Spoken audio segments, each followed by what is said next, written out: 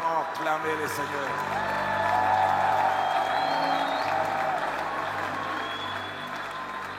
Que Dieu soit béni. Nous reprenons nos places. Juste 3 choses rapidement et puis je laisserai la place à l'orateur. Accueillir 2 personnes qui me sont très très chères. Le premier, j'ai un double lien avec lui, c'est à la fois mon jeune frère dans le sang, mais c'est aussi mon responsable au niveau de la communauté. Pasteur Rémi Djunga, tu peux t'élever s'il te plaît.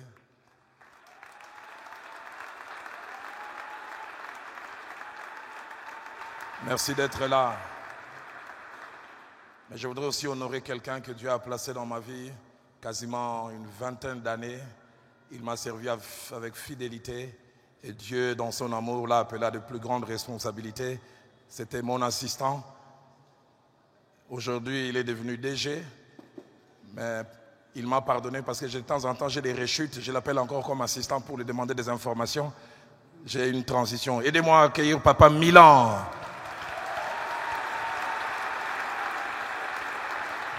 Fier de toi et content. Et puis enfin, j'aimerais honorer ces couples qui nous accordent ces cadres chaque fois. Pasteur Atom et Maman Nadège, levez-vous s'il vous plaît. Nous bénissons Dieu. Depuis plusieurs années, vous nous accordez ces cadres, le matériel et tout, et nous apprécions. Et c'est le docteur Atoms qui nous apporte la parole en ces jours. Aidez-moi à l'accueillir.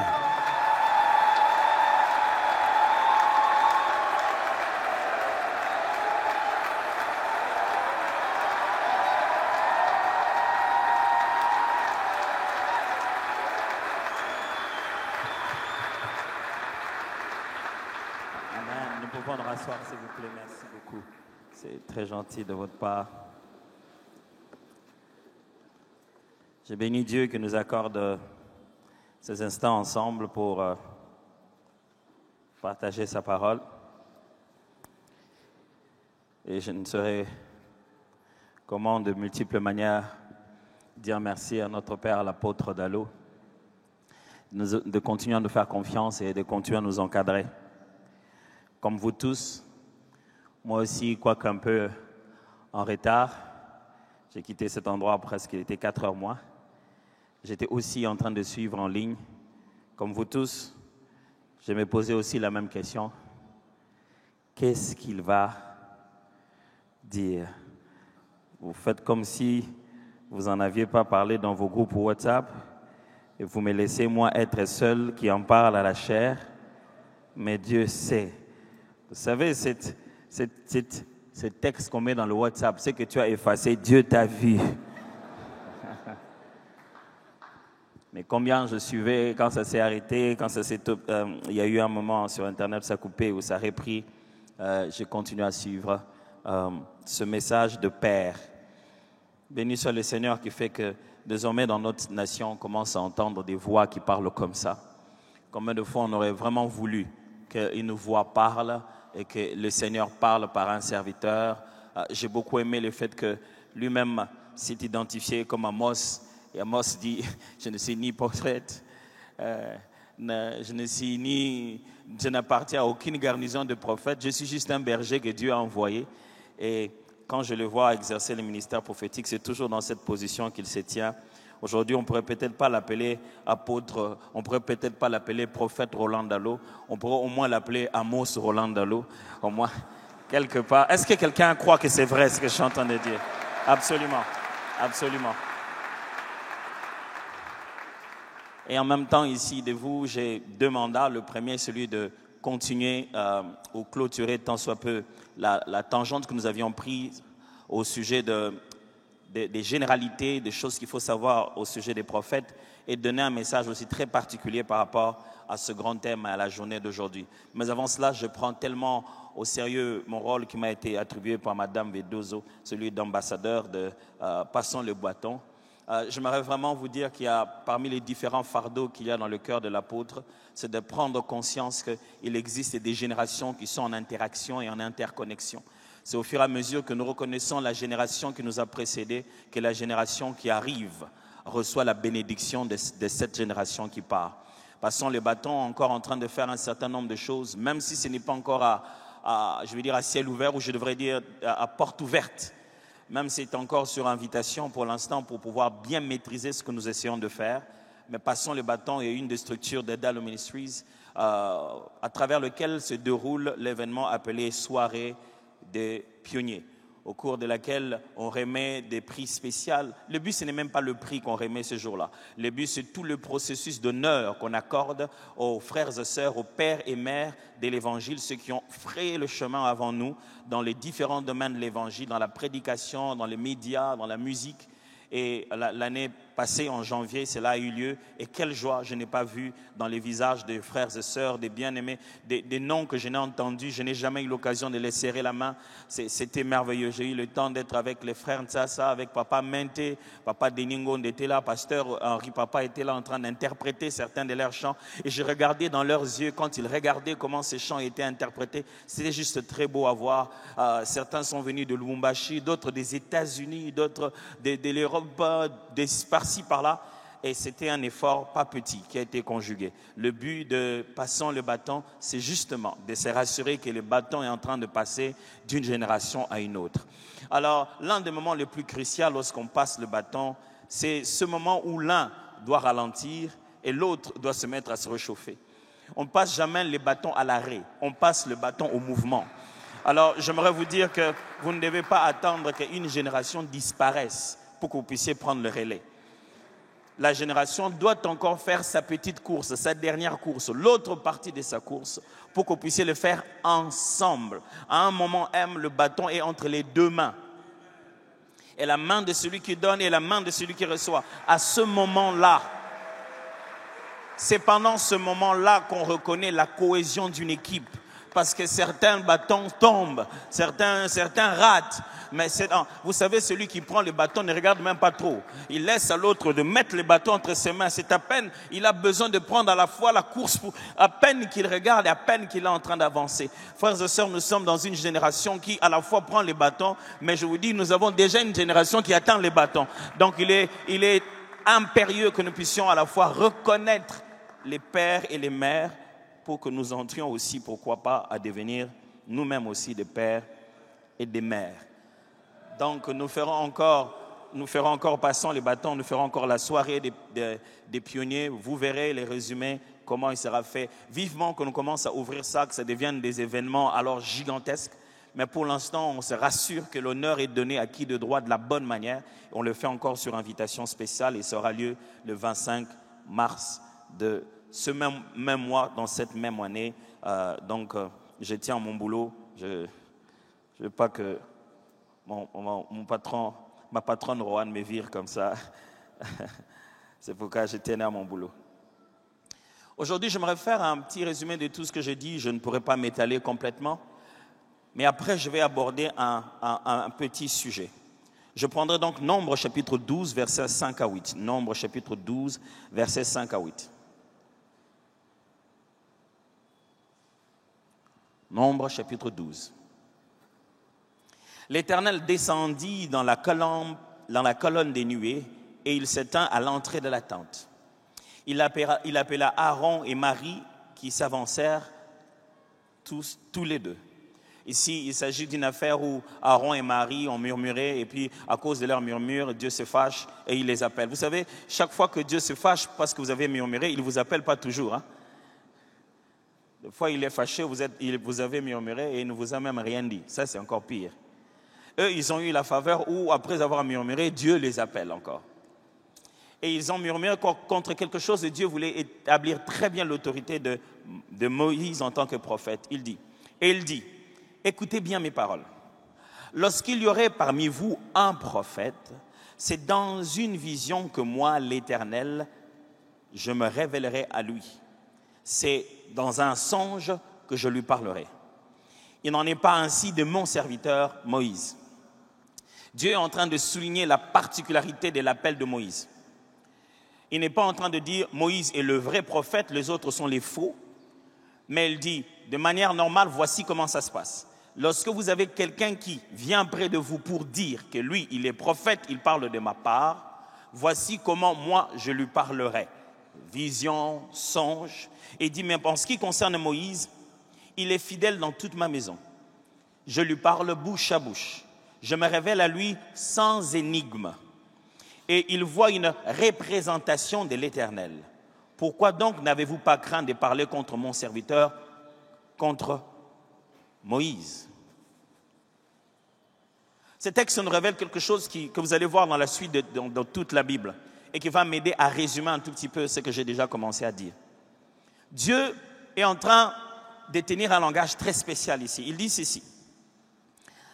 Il les reproche. Il reproche ce que Aaron et Marie, Myriam, si vous voulez, a fait, ce qu'ils ont fait ensemble.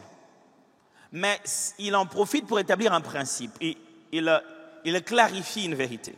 Il dit, s'il y a un prophète, ici il donne 3 façons de parler au prophète. Il dit, s'il y a un prophète, je le parle soit par vision, soit par songe. Et il va ajouter la 3e manière, il dit par énigme. Parce qu'il fait en comparaison avec Moïse, il dit, je le parle sans énigme. Il dit, il y a un langage énigmatique, il y a des songes, il y a des visions, il y a une façon dont je parle à quelqu'un avant qu'il ne vienne vous parler en tant que prophète. Je vais répéter ça. Donc Dieu dit, il y a, reprenons ici à gauche, il y a une façon dont moi je parle à quelqu'un avant qu'il ne vienne vous parler à vous en tant que prophète. Je vais répéter ça encore. Il y a une façon dont Dieu parle à quelqu'un avant que cette personne ne vienne vous parler à vous en tant que prophète. La dernière fois, ici je vais dire quoi? Il y a une façon dont Dieu, et ici je vais dire quoi? Avant qu'il ne fasse quoi? En tant que qui? C'est que vous avez compris. Des fois, il faut répéter jusqu'à ce que les gens en aient marre. Là, ils ont compris. Voilà comment je me résume. Ça signifie ceci. Très souvent, lorsque l'on parle du prophétique, d'exercer dans le prophétique, nous avons très souvent tendance à concentrer tout notre travail, tout notre exercice du prophétique ici. Là où il faut parler en tant que prophète. Ce n'est pas ici que tu es prophète. C'est plutôt ici que tu exerces le prophétique. En fait, la grande partie de ton temps...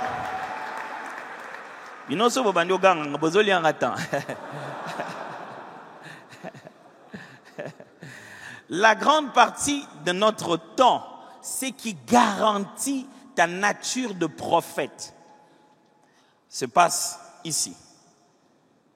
C'est cette connexion qui existe entre toi et comment Dieu te parle. Parce que quoi que le mot prophète a cette partie où tu dois aller proclamer, déclamer, parler à Dieu, mais l'authenticité d'un prophète est d'abord dans sa relation d'ambassadeur, je devrais dire, dans sa connexion avec sa source. Parce que quand Dieu parle, il ne parle pas toujours pour que tu aies parlé. Quelquefois, tout le prophète est prophète, non pas parce qu'il a dit, mais parce qu'il sait. Et un jour, on est allé voir Élisée, on lui a dit, écoute, Élisée, est-ce que tu sais d'ailleurs que ton père va être enlevé aujourd'hui? Il n'a dit rien à personne, mais il sait. On est venu dire, est-ce que tu sais qu'aujourd'hui, Élie va être enlevé? Le gars, il marche normal, il n'a rien dit à personne, personne ne sent qu'il connaît. On commence même à lui demander s'il connaît, mais il le sait. Il le sait tellement qu'il a un plan que quand ils seront arrivés de l'autre côté, il va lui demander le manteau. Est-il prophète ou non? Oui, il est prophète. Il l'a dit à qui? À personne. Parce que son sacerdoce se fait d'abord devant l'Éternel avant de le faire devant les hommes. Et à cause de cela, nous sommes ensemble en face de 3 réalités. La première des réalités, ce sont ce qu'on appelle les langages au pluriel de Dieu. Comment Dieu vous parle. Deuxième réalité, nous sommes au milieu de ce qu'on appelle les exercices spirituels. C'est-à-dire comment vous apprenez à être sensible à l'écoute. Comment vous vous améliorez. Écoutez-moi, le don de Dieu est parfait. C'est nous qui apprenons à mieux l'utiliser. Comment vous apprenez à comprendre cette relation que vous vivez avec Dieu spirituellement. Et troisièmement, de l'autre côté, se trouve alors l'exercice des dons ou des ministères. Les amis du média, j'avais fait un dessin comme ça, je ne sais pas si vous l'avez. Je pense que ça résumerait bien tout ce qu'on est en train de dire. Voilà, super. Je vais entrer dans les détails de tout ça maintenant. D'un côté, nous avons le langage, au singulier, mais il y en a plusieurs de Dieu. Et puis l'exercice des sensibilités et les manifestations de dons. Là où nous nous distinguons, là où nous sommes différents dans la façon d'exercer les prophétiques, c'est justement ici. Parce que certains d'entre nous pensent que dès qu'il a jeûné, prié, automatiquement il va mieux manifester le don s'il n'a pas appris comment Dieu lui parle d'abord. Le premier indicateur d'un appelé de Dieu, c'est sa capacité d'écouter la voix de Dieu. Sans quoi le sens de l'appel n'existe pas. Quand je parle de la voix, je ne parle pas littéralement ici, je parle de reconnaître la volonté de Dieu. Tu es serviteur de Dieu, tu es envoyé par Dieu, tu as été appelé par Dieu parce que tu l'écoutes. Comment tu as su qu'il t'appelle? Parce que tu sais reconnaître sa volonté. Et mes amis, j'aimerais vous exhorter à passer une grande partie de votre temps à travailler les langages de Dieu dans votre vie.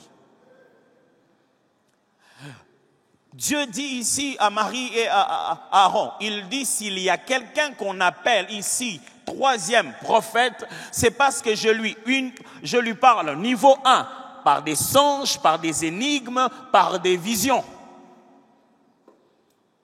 Et là où nous avons un grand problème, là où il existe maintenant des explications qui sont un peu confusantes, certains vrais, certaines autres juste trop extrapolées qui ne veulent rien dire, d'autres qui perdent le sens de la spiritualité chrétienne et qui deviennent du mysticisme, c'est au milieu d'eux, là où il faut faire les exercices de sensibilité.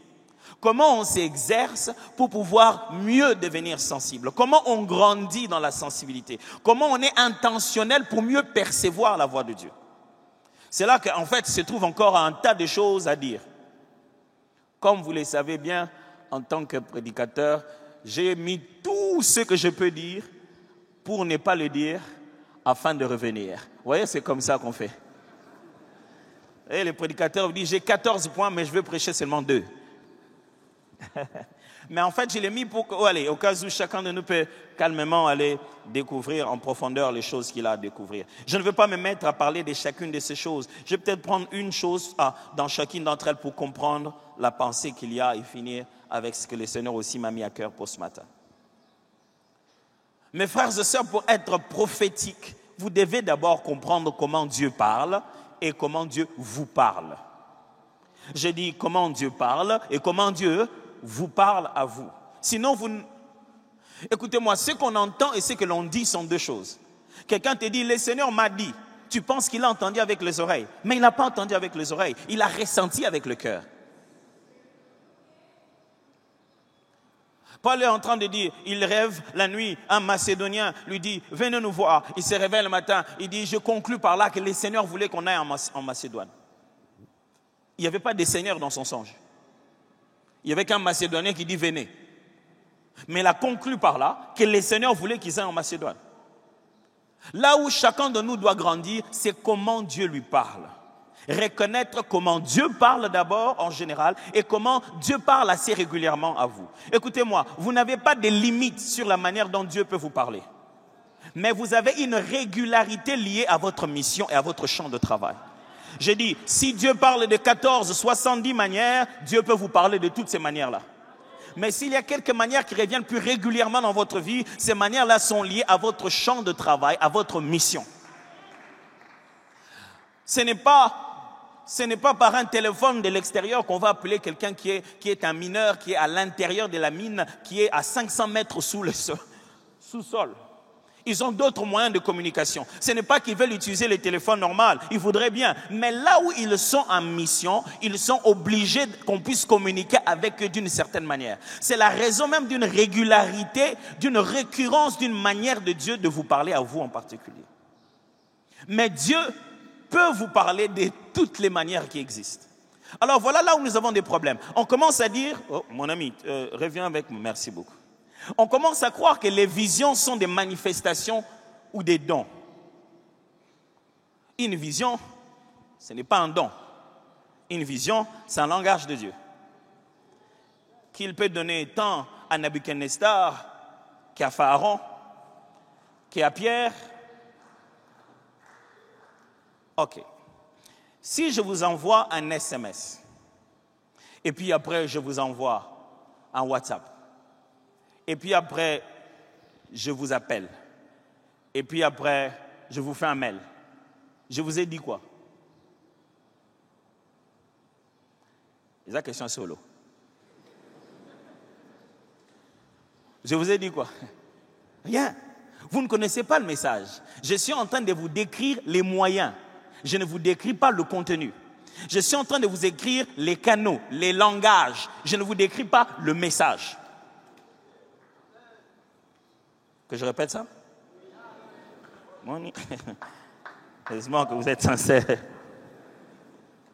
Si j'écris un SMS, j'écris un WhatsApp, j'envoie un mail, je vous appelle, je suis en train d'utiliser différents moyens pour vous communiquer. Pour communiquer avec vous, entrer en contact avec vous. Ce sont des moyens. C'est ça ce qu'on appelle le langage de Dieu ici. Dieu utilise plusieurs moyens. Mais si à l'intérieur de l'SMS, je te donne un message qui concerne un avenir ou qui concerne le passé de quelqu'un, maintenant tu es possesseur d'une parole de connaissance ou d'une prophétie ou d'un discernement. Ce qui signifie ceci. Le même discernement peut venir par SMS chez quelqu'un, par WhatsApp chez quelqu'un, par mail chez quelqu'un d'autre. Ce que je veux dire, c'est ceci. Quelqu'un peut manifester un don de guérison, mais qu'il a reçu par une vision.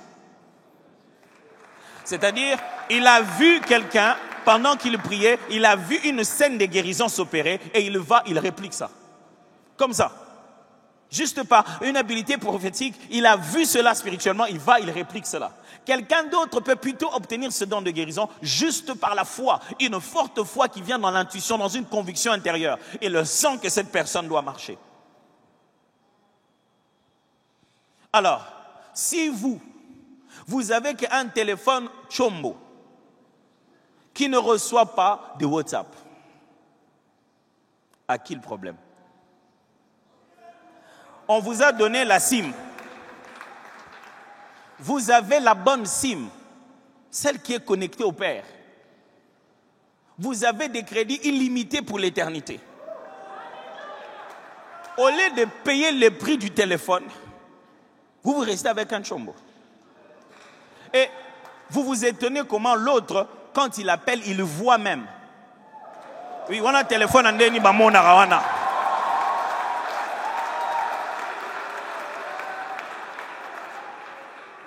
Il y a un téléphone en deni ya yeba mona rabatu. Biso non ce téléphone yango to yebi. Eza na téléphone.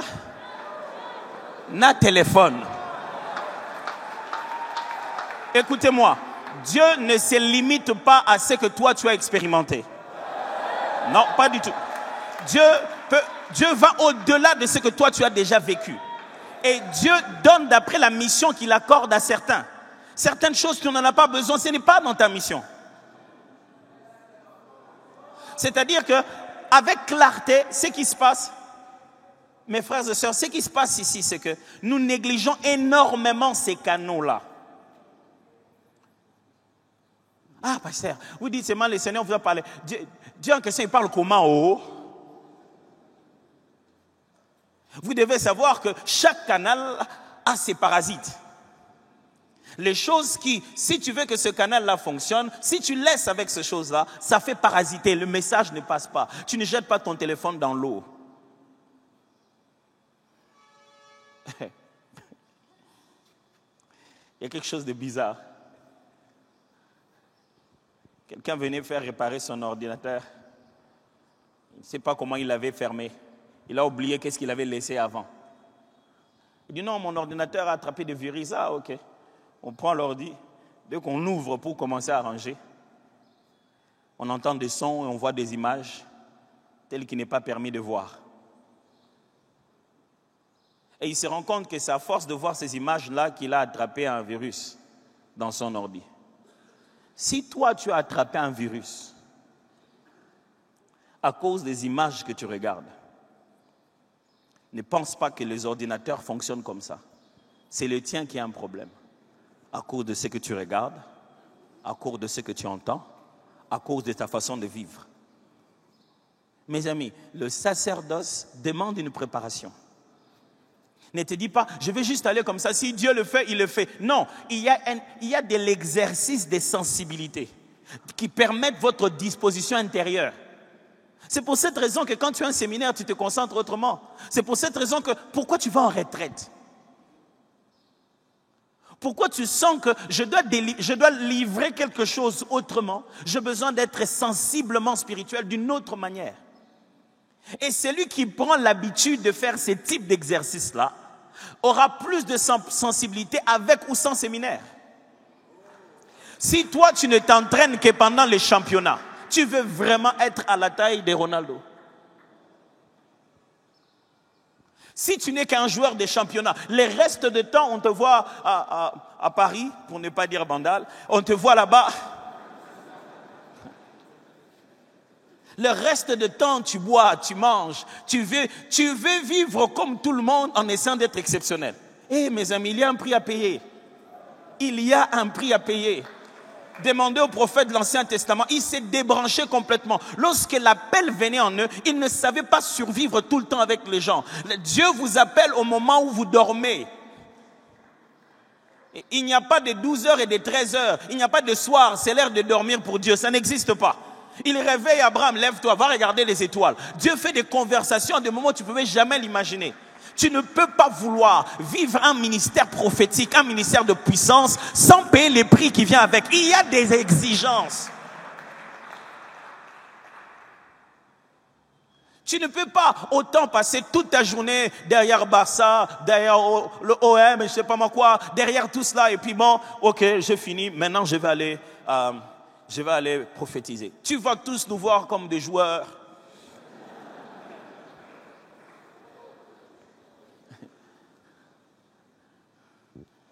Mes amis, ce n'est pas en vain. Ce n'est pas en vain qu'il faut absolument faire certains de ces exercices ici. Et l'un des meilleurs exercices dont je vais commenter pour ça, c'est la Bible, la parole de Dieu. Alors, voilà là où c'est important. Des fois, quand on dit la Bible, les gens pensent qu'on veut juste être doctrinal, on veut juste rester dans le droit chemin. On a dit la Bible, c'est mal la Bible, mais il y a d'autres secrets. Ok, si vous voulez chercher les secrets, parlons-en. La Bible, mes amis, est écrite, mais elle a été vécue. Je vais répéter. On a écrit ce qui s'est passé. Tu prendrais un plus grand plaisir, tu profiterais mieux de la Bible, non pas en la lisant mentalement, mais en la lisant couramment ou en l'écoutant. C'est-à-dire, celui qui écoute la Bible est comme quelqu'un qui participe aux faits. Quand vous ouvrez les Écritures et vous les lisez, vous faites une lecture mentale. Même dans le judaïsme, ils n'aiment pas trop ça, ils préfèrent une lecture expressive. C'est pourquoi on dit que cette parole ne s'éloigne pas de ta bouche. Médite-la, murmure-la, répète-la, il faut la soliloquer.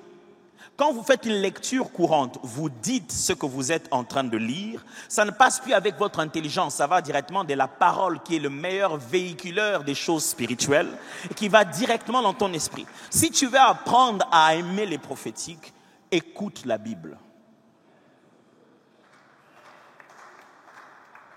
Ça, c'est un secret, hein? Parce que les gens dans les prophétiques veulent avoir les secrets. Ça, c'est un meilleur secret, hein?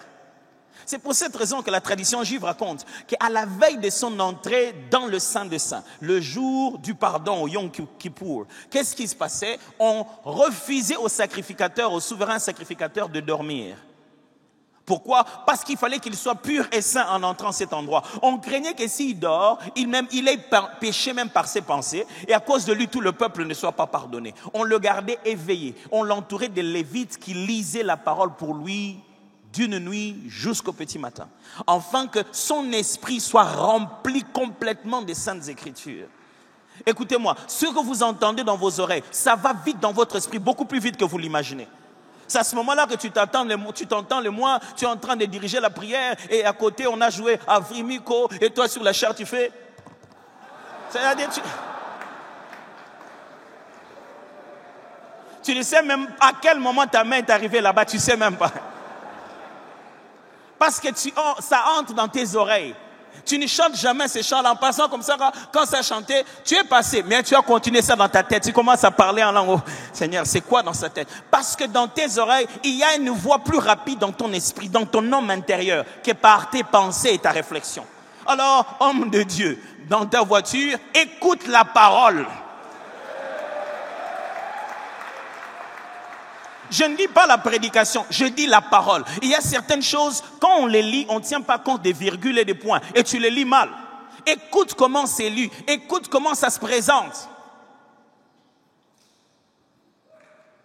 Un jour, j'étais avec quelqu'un qui était en train de citer un texte d'Ésaïe et il disait, quand l'ennemi s'avance, comme des eaux, l'Esprit de l'Éternel le met en fuite. Or, ce texte est mal prononcé. La virgule se trouve après comme des eaux. Ce qui veut dire que c'est l'ennemi qui s'avance comme des eaux. Et l'esprit le met ensuite en fuite. Ce n'est pas que c'est comme les eaux que l'esprit le met en fuite. La virgule est après comme des eaux. Ce qui veut dire comme des eaux appartient à la façon dont l'ennemi s'approche. Quand tu écoutes ça, c'est plus clair. Tu vois mieux ce que tu es en train de lire. Alors, toi, tu veux que Dieu te donne les noms compliqués des gens que je n'ai jamais. Est-ce que tu as déjà écouté des noms comme Nabuchodonosor,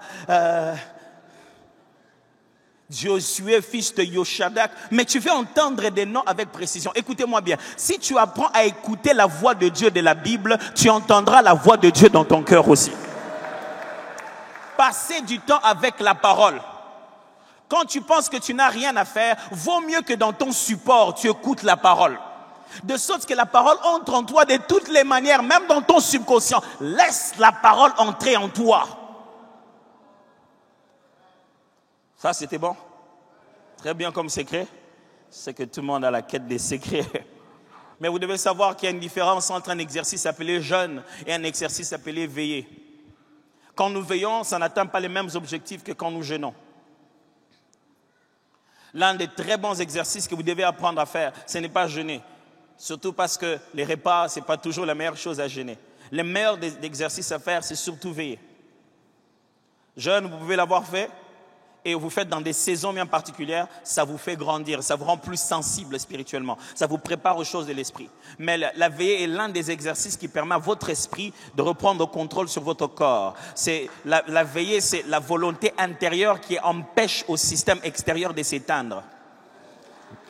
C'est-à-dire que c'est ton corps qui veut dire, il m'a dit non, je ne vais pas dormir, je vais tenir, je ne vais pas dormir. Et il est important, homme de Dieu, d'apprendre à faire de petites veillées, toi seul ou avec 2 ou 3 personnes. Si tu veux grandir, être spirituellement disposé, bats-toi avec le sommeil. Le sommeil, c'est l'une des choses. Le sommeil, c'est un système naturel. C'est ton corps qui veut s'éteindre. Mais maintenant, là, c'est ton esprit qui veut rester éveillé, qui ordonne à tout un système biologique et mécanique dans ton corps de stopper et de ne pas t'envahir. Parce que ton esprit a décidé de prier. Et Jésus était très fort dans ça. Il priait tard, il priait tôt le matin. Et après viendront donc les manifestations de l'esprit, mes amis. C'est lorsque nous avons appris comment Dieu nous parle, que nous avons compris quels sont les exercices par lesquels nous pouvons passer pour grandir et que nous avons compris après comment exercer le don. Mais avant de quitter cette chaire, comme je l'ai fait, j'ai résumé avec vous. Il y a quelque chose je pense que c'est peut-être Dieu qui m'a parlé. L'idée non plus n'est pas de tout finir, de tout dire aujourd'hui, mais c'est surtout partager cette pensée que je sens vraiment dans mon cœur et dans mon esprit. J'ai sous-titré cela « Les terres du prophète ». J'aurais pu dire « les patries du prophète », mais alors, il en aurait combien? Mais j'appelle ça « les terres du prophète ». Luc chapitre 4, versets 21 à 30 dit. Luc chapitre 4, versets 21 à 30. Alors il commença à leur dire, « Aujourd'hui, cette parole de l'Écriture que vous venez d'entendre est accomplie. » Et tous lui rendaient témoignage. Ils étaient étonnés des paroles de grâce qui sortaient de sa bouche. Et ils disaient, « N'est-ce pas le fils de Joseph ?» Jésus leur dit, « Sans doute, vous m'appliquerez ce proverbe. Médecin, guéris-toi toi-même. Et vous me direz, fais ici, dans ta patrie, tout ce que nous avons appris que tu as fait à Capharnaüm.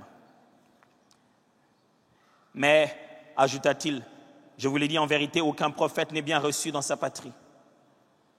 Je vous le dis en vérité, il y avait plusieurs veuves en Israël du temps d'Élie, lorsque le ciel fut fermé 3 ans et 6 mois, et qu'il y eut une grande famine sur toute la terre. Et cependant, Élie ne fut envoyé vers aucune d'elles, si ce n'est vers une femme veuve à Sarepta, dans le pays des Sidons. Il y avait aussi plusieurs lépreux en Israël du temps d'Élisée, le prophète. Et cependant, aucun d'eux ne fut purifié, si ce n'est Naaman, le Syrien. Ils furent tous remplis de colère dans la synagogue lorsqu'ils entendirent ces paroles. Et s'étant levés, ils les chassèrent de la ville. Ils le chassèrent de la ville. Ils le chassèrent de la ville. Ils le chassèrent de la ville. Ils le chassèrent de la ville. Et les menèrent jusqu'au sommet de la montagne sur laquelle leur ville était bâtie, afin de le précipiter en bas. Ils les menèrent afin de le précipiter. Toi, tu es déjà fâché à cause des commentaires sur Facebook. Est-ce qu'on t'a déjà chassé de la ville? Mais Jésus, passant au milieu d'eux, s'en alla. Il faisait ça si facilement. J'aime toujours imaginer à ce moment-là. Comment il a fait pour passer au milieu d'eux et s'en aller? Non, il était trop fort. Si vous n'avez peut-être pas attiré attention, nous sommes dans Luc chapitre 4, nous sommes à l'entrée du ministère de Jésus. Il vient d'entrer dans la synagogue, il vient d'annoncer la prophétie d'Ésaïe, l'Esprit de l'Éternel est sur moi. Et après son discours, c'est là qu'il dit, vous me direz, donc il prophétise, vous me direz, médecin, guéris-toi toi-même. Et il prophétise, ce n'est pas encore arrivé. Il dit, vous me direz, fais ici les miracles qu'on t'a entendu faire à Capharnaüm. Il n'en a pas encore fait à Capharnaüm. Il leur dit déjà qu'il se passera qu'à Capharnaüm, il y aurait plus de miracles qu'il y en a dans sa propre patrie. Et il leur dit, parce qu'un prophète n'est pas reçu dans sa propre patrie. Il utilise très bien ce terme. Je vous l'ai dit en vérité, aucun prophète n'est bien reçu dans sa patrie. Est-ce que vous pouvez m'aider à dire ça aux voisins? Aucun prophète. Rappelez-lui le côté aucun prophète. Avec ou sans affiche. Aucun prophète. Avec ou sans bonne réputation. Aucun prophète. Jean chapitre 4, versets 39 à 52. Plusieurs Samaritains de cette ville crurent en Jésus à cause de cette déclaration formelle de la femme. Il m'a tout dit de ce que j'ai fait. Ils ont entendu la démonstration prophétique. Aussi quand les Samaritains, c'est Jean chapitre 4, 39 à 52. Ainsi quand les Samaritains vinrent le trouver, ils les prièrent de rester auprès d'eux. Ah, ici on lui demande de rester. Là-bas on l'a chassé pour pouvoir même le précipiter. Toujours le même gars. Mais ici on dit, est-ce que tu ne peux pas étendre un peu ton visa? De rester près d'eux. Il resta là 2 jours. Un beaucoup plus grand nombre crurent à cause de sa parole. Ah, là-bas on les chasse parce qu'on est fâché. Ici, on continue à croire davantage à lui. Incroyable. Et il disait à la femme, ce n'est plus à cause de ce que tu as dit que nous croyons, car nous l'avons entendu nous-mêmes et nous savons qu'il est vraiment le sauveur du monde. Après ces 2 jours, Jésus partit de là pour se rendre en Galilée. Car il avait déclaré lui-même qu'un prophète n'est pas honoré dans sa propre patrie. Il commence, vous sentez les verbes maintenant. Lorsqu'il arriva en Galilée, il fut bien reçu des Galiléens qui avaient vu tout ce qu'il avait fait à Jérusalem pendant la fête, car eux aussi étaient allés à la fête. Il retourna donc à Cana en Galilée. C'est où Cana? C'est l'endroit où il a fait son premier miracle. Il retourna donc à Cana en Galilée où il avait changé l'eau en vin. Il y avait à Capharnaüm un officier du roi dont le fils était malade. Capharnaüm, il avait déjà prévenu qu'il se passera des choses à Capharnaüm. Ayant appris que Jésus était venu de Judée en Galilée, il alla vers lui et le pria de descendre guérir son fils qui était près de mourir. Jésus lui dit, si vous ne voyez des miracles et des prodiges, vous ne croirez point. L'officier du roi lui dit, Seigneur, descends avant que mon enfant meure. Va, lui dit Jésus, ton fils vit. Et cet homme crut à la parole que Jésus lui avait dite et il s'en alla. Comme déjà il descendait, ses serviteurs venant à sa rencontre lui apportèrent cette nouvelle. Ton enfant vit. Il leur demanda à quelle heure il s'était trouvé mieux. Ils dirent, hier, à la 7e heure, la fièvre l'avait quitté. Un dernier texte. Marc chapitre 6, versets 1 à 6. Jésus partit de là et s'est rendu dans sa patrie. Il partit de là, il s'est rendu chez eux, dans sa patrie. Ses disciples le suivirent. Le mot qui est là veut dire là où il a grandi. Ça veut dire qu'on fait référence à Nazareth. Pas à Bethléem, là où il a grandi quand il est revenu de l'Égypte, à Nazareth. Quand le sabbat fut venu, il s'est mis à enseigner dans la synagogue. Beaucoup de gens qui l'entendirent étaient étonnés et disaient, écoutez, les autres étaient étonnés et ils disaient, waouh, madame, on ne croit plus à cause de ce que toi tu as dit, parce que nous-mêmes on a entendu, il est le fils de Dieu. Mais quand il rentre chez eux, il parle. Les gens sont aussi étonnés, mais écoutez ce qu'il disait. D'où lui viennent ces choses?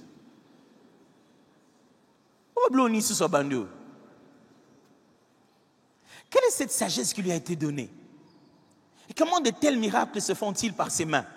Quand ils se questionnent, mais écoutez leur suite. Au lieu de dire, oh Dieu, et le Seigneur agit au milieu de son peuple. Écoutez-le. N'est-ce pas les charpentiers? Mon frère, même quand tu seras appelé révérend pasteur, prophète, l'homme de Dieu, l'homme de feu, tu vas dans des villes où on fait des affiches. Nous, quand on te voit, charpentier. N'est-ce pas les charpentiers? Les fils de Marie. Surtout ceux qui t'ont eu bindaku. Moi, comme un prophète des Jésus, on sait où tu as grandi et on connaît comment. Il est devenu prophète depuis quand? Il jouait au football ici. Qui a dit que si tu joues au football ici, tu ne peux pas après devenir prophète? Il dit, le fils de Marie, les frères de Jacques, de Joseph, de Judas, de Jude et de Simon.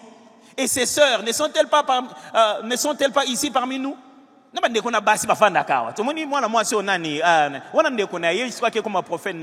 Bon, prophète,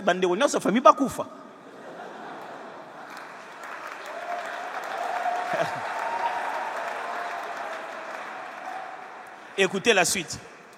Et il était pour eux une occasion de chute.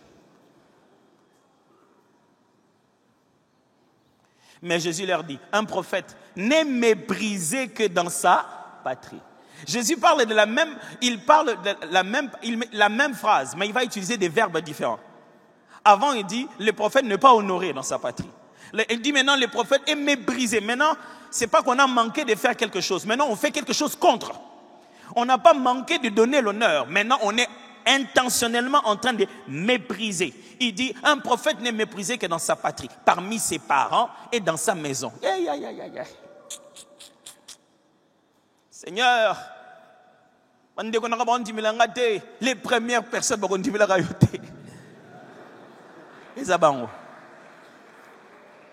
c'est tout ton baby qu'on a dans lipa au foutité. Le prophète a Seigneur me parle, Fouta n'yonga lipa dans la casse. Écoutez maintenant la conséquence négative. Il ne put faire là aucun miracle. Est-il possible que nous réclamons de choses dont nous n'honorons pas les instruments?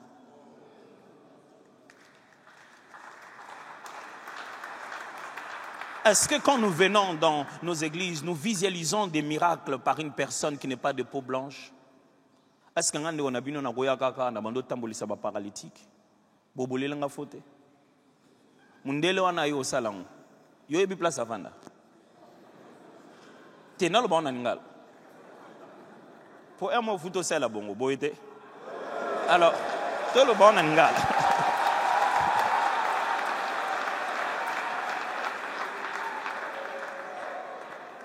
nous ne croyons pas aux uns aux autres. Nous ne croyons pas. Tant que tu peux voir les limites, les faiblesses. Quel prophète, mais il est impoli. Qui t'a dit que Dieu prend que les premiers de la classe? Écoutez-moi, quand l'onction est venue sur lui, ça n'a rien à voir avec l'impolitesse. Ça, c'est dans le caractère. Est-ce que tu penses qu'une ânesse est polie ou impolie? Dieu peut utiliser une ânesse. Il dit, et il n'a pu faire là aucun miracle. Si ce n'est qu'il imposa les mains à quelques malades et les guérit. Et il s'étonnait de leur... C'est Jésus qui s'étonne. Et il s'étonnait de leur incrédulité. Jésus parcourait les villages d'alentour et enseignait. Ça fait très mal, ces messages.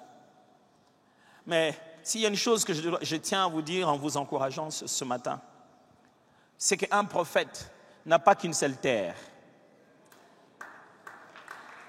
En tant que prophète, tu n'as pas que ta patrie, là où personne ne croit en toi. J'ai listé pour vous certains noms. Le prophète, il a Nazareth. C'est sa propre patrie. Là, on ne croit pas en lui. Nazareth. Là où tout le monde l'a vu grandir. Là où tout le monde lui a imaginé un avenir. Et quand il ne devient pas ce qu'il voulait que tu deviennes, il commence à devenir mal à l'aise de ce que tu es devenu. Vous savez, des fois, on est entouré de frères, de sœurs, de parents qui nous prêtent un avenir. Et quand l'avenir commence à se dérouler, ça ne ressemble pas à ce qu'ils nous ont prêté. Même eux-mêmes deviennent mal à l'aise de ce que nous devenons. Frère, il y a Nazareth, un endroit où quand tu auras tout fait, ils ne croiront pas. On l'appelle Jésus de Nazareth. Il a même donné du succès à Nazareth. Mais c'est Nazareth qui ne croit pas en lui. Il y a même des gens qui pensent que si tu veux chasser bien un démon, il faut que tu donnes même la localisation géographique de Jésus. Jésus-Christ de Nazareth. Là, le démon sait de qui tu parles. Nazareth est connu par lui. La RDC est connue par lui. Quand il arrive comme ça, oh, prophète de où? De la RDC. Mais RDC... Parce que la RDC connaît ses faiblesses. Parce que la RDC connaît où habitent ses parents, où habitent ses frères, où habitent ses sœurs. Je vais vous le dire, homme de Dieu. Vous savez pourquoi les jeunes ont multiplié des ministères à gauche et à droite? Qu'ils organisent des réunions prophétiques par eux-mêmes? Parce qu'il n'y a pas de place pour ça à l'église. Quand il vient à l'église, toi tu dis, mais... Toi tu lui dis, mais Michel, mon frère, va travailler là-bas. Sois comme tout le monde. Pourquoi tu veux qu'il soit comme tout le monde? Quelqu'un est heureux quand il est traité spécialement. La responsabilité du père, c'est que tu traites chaque enfant spécialement. Non mais vous, on vous voit là-bas en train de prophétiser. Pourquoi vous ne prophétisez pas à l'église? Quel jour? Quel est le jour qui est prévu pour ça? Mercredi, tu vas parler contre nous les prophètes. Jeudi, tu vas gronder les prophètes. Dimanche, tu vas encore parler contre nous les prophètes. Et tu veux qu'on prophétise comment?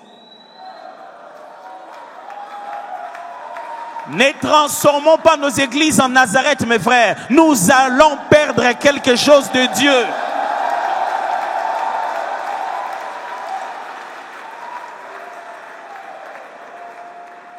Mais lui, il est prophète. Mais pourquoi il ne voit pas tous les combats qu'il y a dans leur famille? C'est ça ce fardeau que Dieu laisse en nous pour que ça nous garde humbles. Autant il t'utilise pour beaucoup, autant tu n'arrives pas à savoir pourquoi ça ne marche pas pour moi-même. Non, on sait qu'il n'est pas de Dieu. Pourquoi lui-même n'a pas fixé tous les problèmes qu'il y a dans sa famille et il va seulement fixer seulement les problèmes qui étaient chez les autres. Ça arrive. Jésus a déjà prédit ça. Il dit, vous-même, vous me direz, guéris-toi toi-même. Frère, c'est ce qu'on te répétera très souvent en tant que prophète. Toi, tu vois, non? Vois aussi pour toi. Toi, tu vois les gens qui sont bénis. Pourquoi tu n'es pas béni? Ce sont des combats différents. Ce sont des réalités différentes. Quand je reçois le mandat d'exercer quelque chose dans la vie de quelqu'un, ça n'a rien à voir avec mon école personnelle avec Dieu pour grandir. Ne me dis pas que parce que je suis malade, donc je n'ai pas le droit de guérir les malades.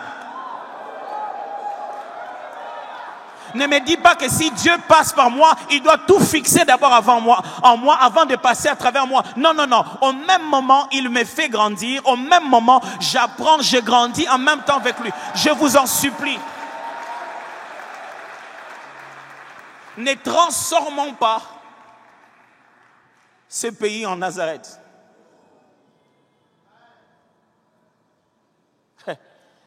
J'étais en train de regarder sur Internet. J'ai vu quelque chose qui s'est passé dans le monde. Ça, on a appelé ça un réveil. Tout le monde veut me demander quel est ton avis sur ce qui se passe. J'ai dit waouh. Ça là, ça se passe presque chaque semaine. À Kin, au Nigeria, ça se passe partout. Ça passe pas en ligne. Ce n'est pas de l'autre côté de la vie. Du côté de ceux qui ont appelé ça réveil. Ce qui se passe ici, ça s'appelle excès des ailes. Ce qui se passe là-bas, ça s'appelle réveil. Nous avons un esprit déjà.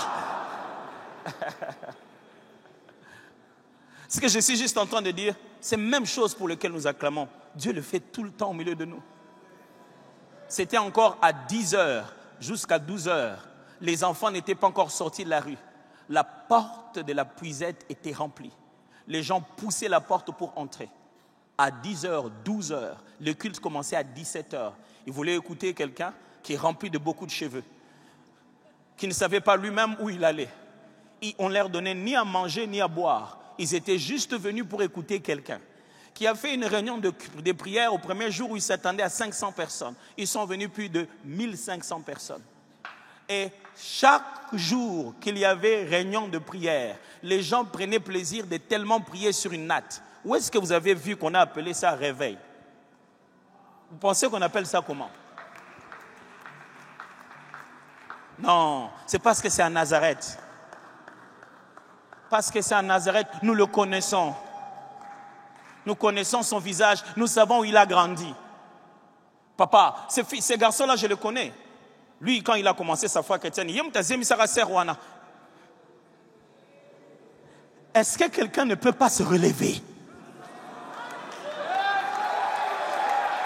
Est-ce que quand il se relève, il devient un plan B pour te faire plaisir, n'aie pas envie de te sentir sain en mettant en exergue les erreurs des autres? RDC, ne devenez pas Nazareth. Mais il y a aussi Samarie. Samarie, cet endroit où quand tu arrives, c'est là-bas que tu as la liberté de leur dire qui tu es. À Jérusalem, Jésus n'ose pas dire aux gens qu'il est le Messie. Mais chez les Samaritains, il dit, est-ce que tu es le Messie? Il dit, oui, c'est moi qui t'en parle. Jésus, mais là-bas, quand on te demande, tu dis, Olobiango. Mais ici, tu dis, oui, c'est moi. Ici, je me sens différemment. Je me rappelle quand je suivais mon père par-ci, par-là, là où il allait prêcher. Des fois, le jour d'après, il me dit, j'avais vu quelqu'un dans la masse là-bas. C'est comme si c'était toi. C'était toi? J'ai dit, oui. Je le suivais vraiment comme on suit Jésus de lieu en lieu. Parce qu'autant j'aimais bien l'écouter dans ce cadre d'enseignant à l'église là-bas où il enseignait. Mais autant il y avait aussi un autre Roland Dallot que je voulais écouter ailleurs. Je voulais bien l'écouter à Samarie. Parce qu'il y a des endroits où parce que tu as grandi là-bas, on dit bon, petit babana jeunesse, ti bamati bobakomika ba pasteur na biso. Vraiment maman kamango.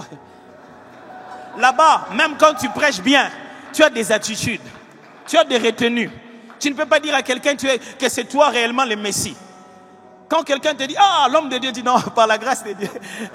Mais il y a quelque chose à l'intérieur de toi qui marche quand tu viens, tu dis, je n'ai ni or ni argent, mais j'ai quelque chose et ce que je te le donne. Il y a des choses qui bouillonnent en toi que quand tu parles avec conscience de les avoir. Mais à Nazareth, on ne veut pas que tu dises que tu en as. Même quand tu sais que tu en as, si tu dis que tu en as, c'est de l'orgueil. Mais à Samarie, on t'a appelé parce que tu en as. On t'a dit, laisse vibrer cette chose-là. Je vous ai dit ici que le mot prophète, Nabi, signifie aussi bouillonner. Ça bouillonne à l'intérieur. Comme le psalmiste dit, des paroles pleines de charme bouillonnent en moi. Nos églises en chair sont venues des endroits froids. Ou même quand quelqu'un a beaucoup prié, il vient ici, rien que les regards des uns des autres. Dit, je voulais dire vraiment quelque chose, mais je n'ai pas pu vraiment. Mais ce qu'on a Talika Belonga, papa Nanio, vraiment. Il y a des endroits où tu as envie d'arriver.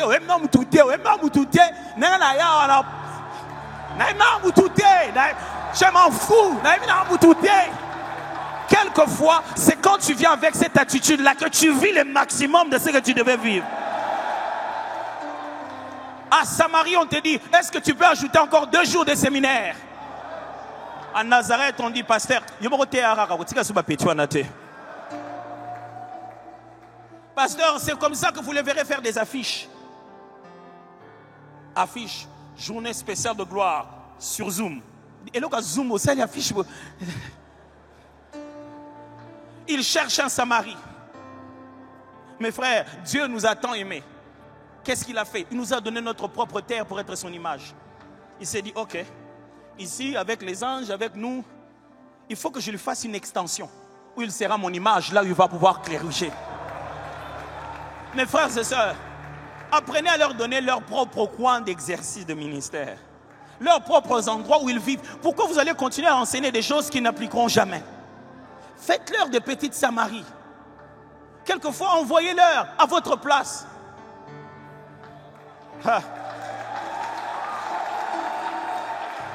Je me rappelle qu'une fois, l'apôtre m'a envoyé quelque part. Je devais aller prêcher à sa place. Je disais toujours à ma femme, en tout cas, s'il y a problème de retard, je ne pourrai pas t'attendre. Là, quand l'apôtre m'envoie, je ne vais pas seulement prêcher à sa place, je dois venir à son heure, respecter l'accoutrement. Je dois être l'apôtre. Bon, on n'a pas les mêmes propriétés des cheveux, mais je ferai de mon mieux pour... Lui, il en a plus, moi, j'en ai moins. Je me souviens que je suis allé dans une assemblée, je n'oublierai jamais. Il m'a dit, est-ce que tu peux me remplacer? Je crois qu'il m'a appelé en plein milieu de la journée. J'ai dit à ma femme, ok, écoute, je dois le remplacer. On a bas Samarie ailleurs. Ce sont des Samaries juste comme ça. Nous sommes devenus comme ça. La Samarie te fait faire, te donne confiance en toi-même. Il m'a dit, ok, j'arrive là-bas, on prépare la prédication, je monte. Je vais prêcher, je prépare ma prédication, je vais prêcher. À peine que je commence à parler, les gens tombaient dans la salle. On dit, oh mon gars, qu'est-ce qui se passe ici?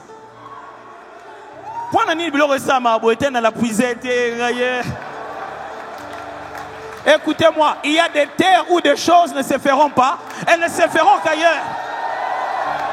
Écoutez-moi, cher prophète, il n'y a pas que ta patrie. Dieu te prépare Samarie aussi.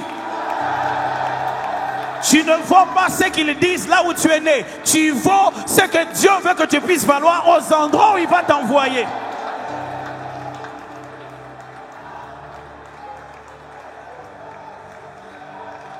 Je prie Dieu qui te donne une Samarie, un endroit où quand tu arrives, les gens disent, reste encore ici, reste encore ici.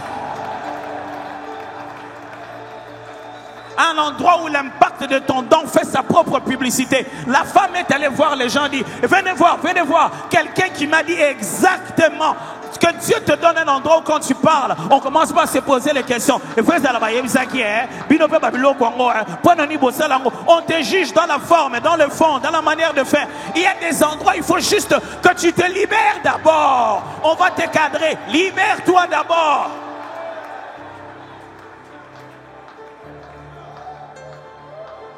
Que Dieu nous fasse grâce, que dans nos églises, il y ait des Samaries. Que Dieu fasse grâce, que dans nos systèmes de travail, il y ait des lieux où on est en train de faire grandir des appels. Que Dieu nous fasse grâce, que nous ayons des personnes Samarie, des endroits Samarie. Écoutez-moi très bien, si vous ne traitez pas bien le prophète, il dormira à Samarie plus que prévu. Oh, il y a Mikolo et Komara, Akekuna, Mikolo et Komara, Akendewapi, Mikolo, Linga Kendewapi. Sera ya binonos alobaki akende wapi kasi. Samarie dit, envoyez-les nous si vous n'avez pas besoin de lui. Partout où je vais, on me dit, vous venez de la RDC, oui. Le pasteur Dalo, oui. Le pasteur Roland Dalo, oui, moi je le vois. Vraiment, envoyez-les nous, on a besoin de pères comme lui. Je vais à des endroits, on dit, vous venez de la RDC, oui. Le pasteur Marcelo, oh non, cet homme de Dieu-là, envoyez-le nous si vous n'en avez pas besoin. Ah, Sora, oh, pasteur Marcelo, c'est que bon.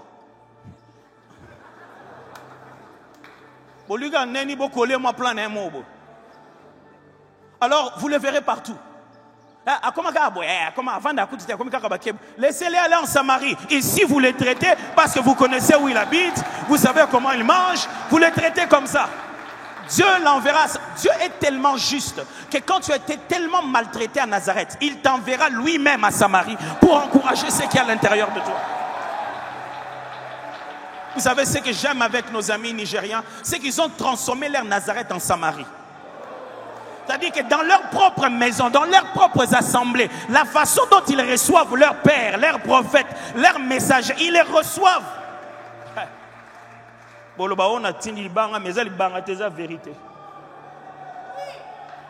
Il y a quelque chose que j'aime énormément chez moi.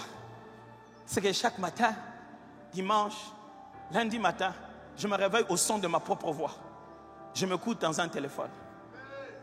Ma femme est en train d'écouter son prédicateur préféré. Que Dieu te donne une femme qui est Samarie, pas Nazareth.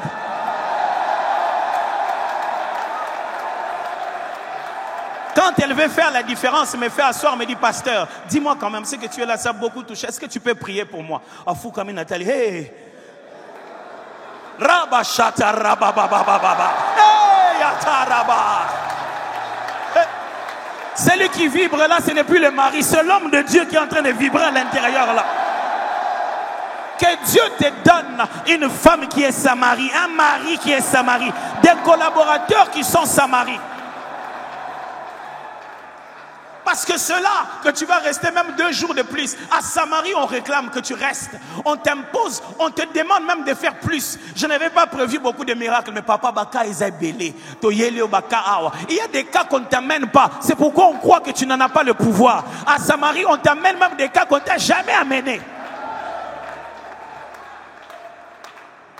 Oh Dieu, fais que notre pays cesse d'être Nazareth.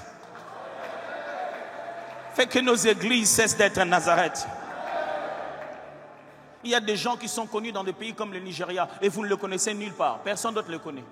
Mais au Nigeria, on le connaît très bien. Il vit chez eux. On sait où il a commencé, comment il a prié, comment il a cherché le Seigneur. Et son église est remplie de Nigériens. Pas des gens d'ailleurs. Les gens qui l'ont vu grandir, manger, ils l'ont vu et ils croient en lui.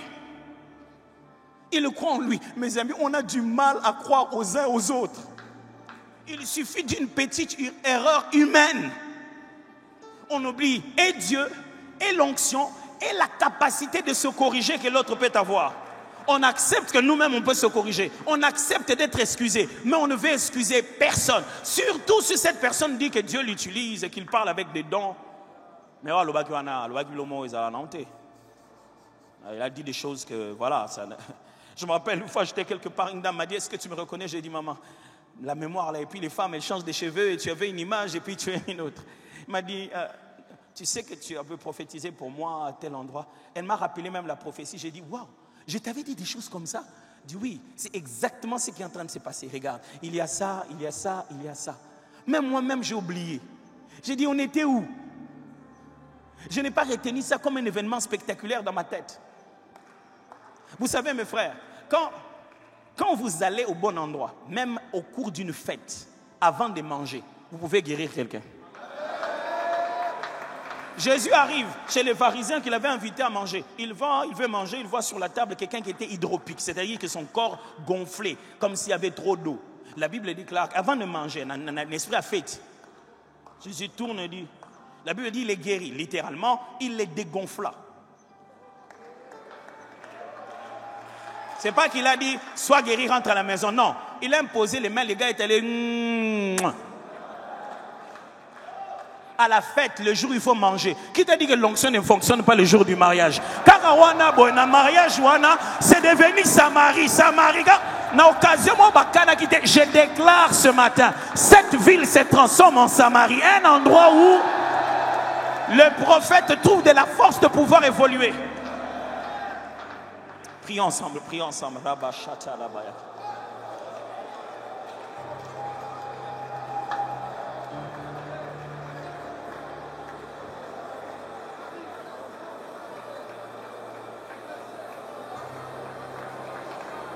Dis à Dieu, Seigneur, Je ne veux pas être le Nazareth de quelqu'un d'autre. Je refuse d'être le Nazareth de quelqu'un d'autre. Donne-moi d'être le Samarie de quelqu'un d'autre.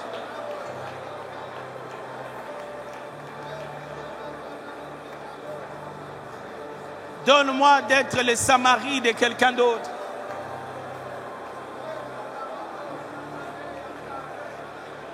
Père, envoie-moi à Samarie, l'endroit où je sentirai cette onction bouillonner encore en moi.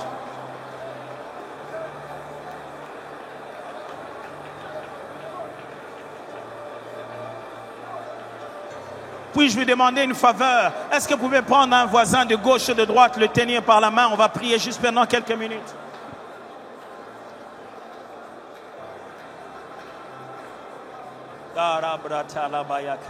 Cherchez un voisin de gauche ou de droite. Tenez-les pendant un moment.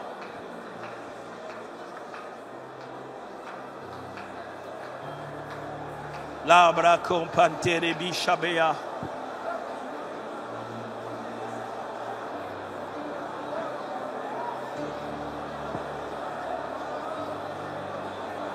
Ebro camparadia machate de bosake.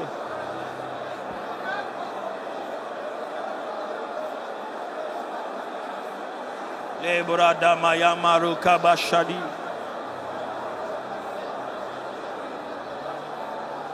Libra badeli antara baseke.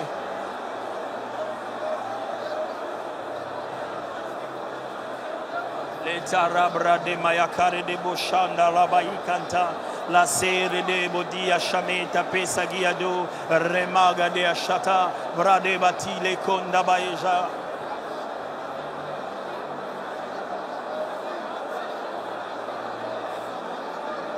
Nous sommes en train de prier avec notre voisin, dire, Seigneur, donne-lui une Samarie. Donne-lui une Samarie. Des fois, Samarie, c'est juste quelqu'un qui croit en toi tellement.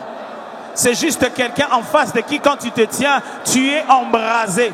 C'est juste des types de collaborateurs. Quand tu travailles avec eux, tu vois tes capacités te multiplier. Seigneur, donne-moi Samarie.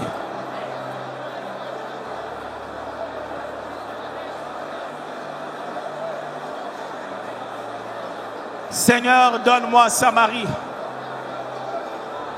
Donne à mon frère Samarie. Une femme Samarie, un époux Samarie, un pasteur Samarie, un collaborateur Samarie, qui voit en lui quelque chose de grand, qui fait appel à l'onction qui est en lui, qui le défie au-delà de ses limites, qu'il croit qu'il peut produire des choses qu'il ne produit pas encore.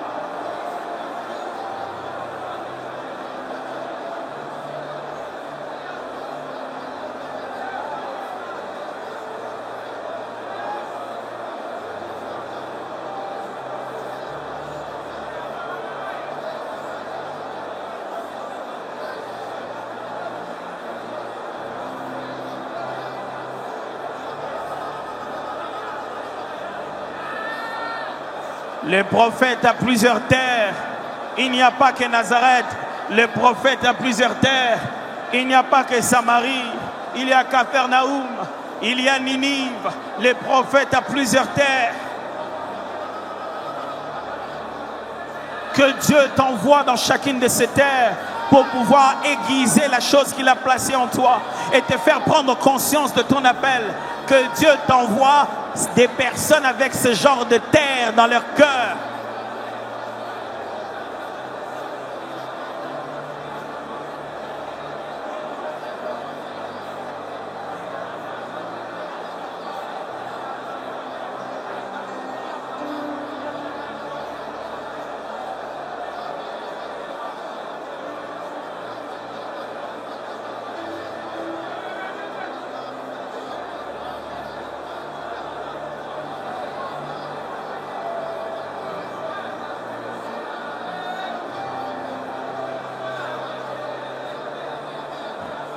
Notre Père l'a dit tout à l'heure, à chaque réveil, il est possible qu'il y ait des dérapages. Et le Seigneur met toujours en avant un ministère d'enseignement. Dis à Dieu, je vais être de la race de ceux qui exercent et qui enseignent. On l'a lu de Jésus, même à Nazareth, là on n'a pas cru en lui, ça ne l'a pas empêché d'enseigner. Dis à Dieu, je vais être de la race de ceux qui démontrent et expliquent, de ceux qui font et expliquent, de ceux qui peuvent parler clairement de ce qui est écrit et expliquer ce qui arrive. Donne-moi d'enseigner la parole de Dieu, d'enseigner les vérités des Écritures. Je ne veux pas être le prophète du prophétique, je veux être le prophète de la Bible, de la parole de Dieu. Je vais être le prophète des Écritures, le prophète de la vérité de ce qui est écrit.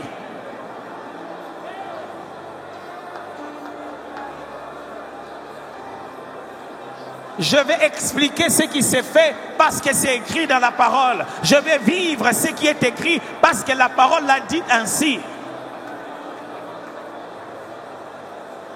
Je ne veux pas être passionné pour le prophétique du plaisir, au plaisir de me voir devant et de gagner quelques glorioles à force de citer les noms des autres et de se faire un spectacle pour sa propre gloire. Je veux être serviteur des Écritures.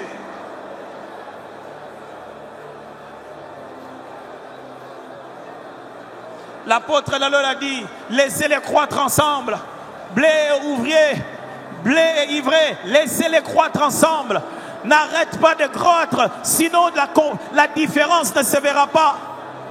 N'arrête pas de croître, c'est en croissant au même moment qu'ils sont en train de croître. Quand toi tu crois aussi, c'est à ce moment-là qu'on verra la différence.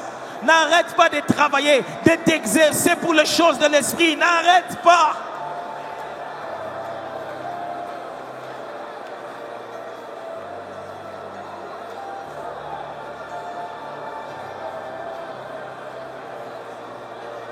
Puis-je nous demander de lever nos mains? Père, voici nos mains levées devant toi comme des serviteurs. Nous sommes venus devant toi. Dans ce pays où ce sont soit nos mains qui ont lancé des pierres sur des prophètes. Dans ce pays où ce sont soit nos dos qui ont reçu des pierres lancées de toutes parts. Dans ce pays où, parce qu'on connaît les frères, la sœur, là où on a grandi et ce qu'on a eu comme parcours, il devient difficile de croire à la capacité de quelqu'un. Donne-nous de changer le cours de choses. Donne-nous de faire commencer un nouvel ère dans ce pays, dans cette nation. Ce n'est pas seulement aux prophètes de l'Église, c'est aussi aux prophètes de la nation. C'est aussi à des acteurs puissants qui amènent notre nation vers quelque chose de plus grand. C'est à peine que nous croyons aux personnes qui sont mises devant nous. On ne cesse de se rappeler d'où ils viennent. Et on pense toujours que Dieu nous sauvera d'ailleurs. Apprends-nous à parler comme certaines villes ont parlé. Une grande délivrance est opérée. Dieu a visité son peuple. Il a suscité un grand prophète. Donne-nous de regarder les autres comme des instruments de Dieu, autant qu'on se regarde nous-mêmes. Donne-nous de croire à ceux qui sont autour de nous comme nous croyons que tu es patient envers nous. Donne-nous d'être patient envers les autres autant que tu es patient envers nous. Donne-nous surtout de contribuer à la transformation des autres autant qu'on aurait voulu qu'on nous parle, autant qu'on aurait voulu qu'on nous corrige, autant qu'on aurait voulu qu'on nous redresse, autant qu'on aurait voulu qu'on nous contrôle, autant qu'on aurait voulu qu'on nous encadre. Donne-nous d'accorder la même chose aux autres. Je prie que nos églises se transforment en climat, en incubateur, en lieu où les grâces sont incubées. Que nos églises deviennent des endroits où la chaleur entre tellement dans chaque vie que les grâces explosent à partir de l'église. Seigneur, qu'on ait plus cette sensation, cette envie de sortir de nos assemblées pour pouvoir voir son don se manifester. Que les dons se manifestent ici dans nos assemblées, dans nos lieux de prière. On veut le voir à l'intercession, au protocole, à la musique. On veut le voir dans tous les départements. Les hommes et les femmes que tu as appelés avec cette onction prophétique, laisse-les germer, laisse-les germer. Saint-Esprit, aide-nous à ne plus t'attrister dans nos assemblées et dans notre façon de fonctionner. Chacun de nous a reçu une chose. Tu nous as parlé à nous tous aujourd'hui. Nous voulons juste te dire merci. Je te recommande chacun de nous ce matin. Que tu nous gardes, nous protèges. Que demain, quand nous allons venir dans nos églises, assis en train d'écouter à la chair, nous sachons que nous écoutons des gens que Dieu a envoyés. Avec un cœur de Samarie. Un esprit disposé à recevoir ce que toi, Dieu, tu veux nous dire. Je bénis ce jour. Et merci de nous avoir parlé dans cette réunion. Au nom puissant de Jésus-Christ. Amen. Très bon samedi à vous tous. Que Dieu vous bénisse. Et merci d'être venus ce matin.